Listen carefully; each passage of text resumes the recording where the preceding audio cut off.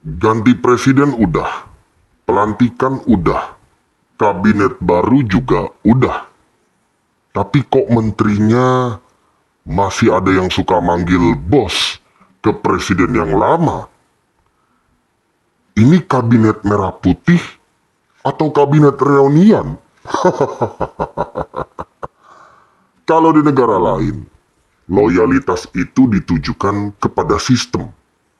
Kalau di sini, ditujukan kepada orang yang suka traktir makan siang. Jadi kita bahas aja ya. Apakah Indonesia sedang punya satu presiden atau dua matahari kembar yang saling senyum-senyum sambil nyimpen piring di belakang punggungnya masing-masing? Jadi pas lebaran kemarin sejumlah menteri kabinet Prabowo datang ke rumah Jokowi di Solo. Nggak ada masalah sebenarnya. Namanya juga silaturahmi ya, wajar-wajar aja dong. Tapi yang bikin heboh itu adalah ada menteri yang masih menyebut Jokowi dengan panggilan bos. Padahal kalau dipikir-pikir, rajinnya para pembantu Prabowo ini soan ke Jokowi bisa dibilang nggak ada relevansi sama sekali. Kan Pak Jokowi ini bukan ketua umum partai, bukan pula Dewan Pertimbangan Presiden. Terus kenapa pada rajin banget menghadap ya?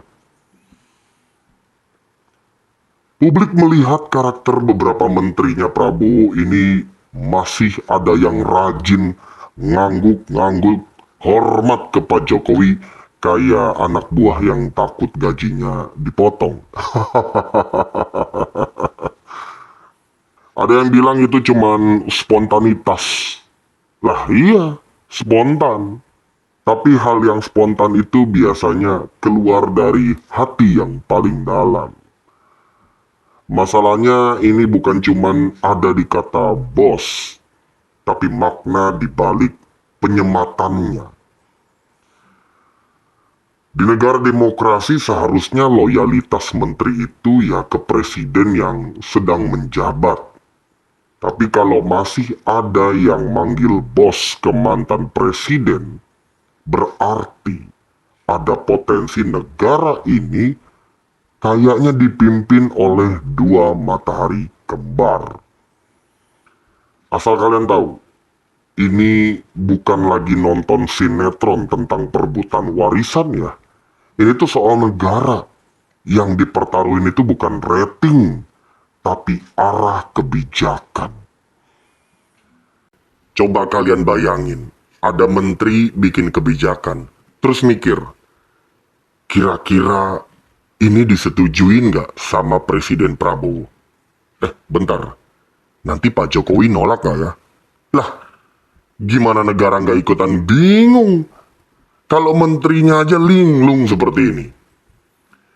Yang paling nyesek itu begini ya, ketika banyak hidup rakyat yang masih susah, nilai dolar sempat tembus 17.000. Gelombang PHK massal ada di mana-mana. Lapangan kerja nggak nambah-nambah. Malah anggota ormas yang makin rame. Terus sekarang pejabatnya malah bingung mau manggil bos ke siapa. Saya tanya deh ya, sebenarnya dalam sebuah negara yang harusnya jadi bos itu siapa? Harusnya rakyat kan? Tapi realitanya selama ini, rakyat justru cuma jadi kelinci percobaan doang di setiap kebijakan-kebijakan yang dibuat oleh penguasa. Yang dianggap bos, ya yang punya kekuasaan atau justru si mantan penguasa.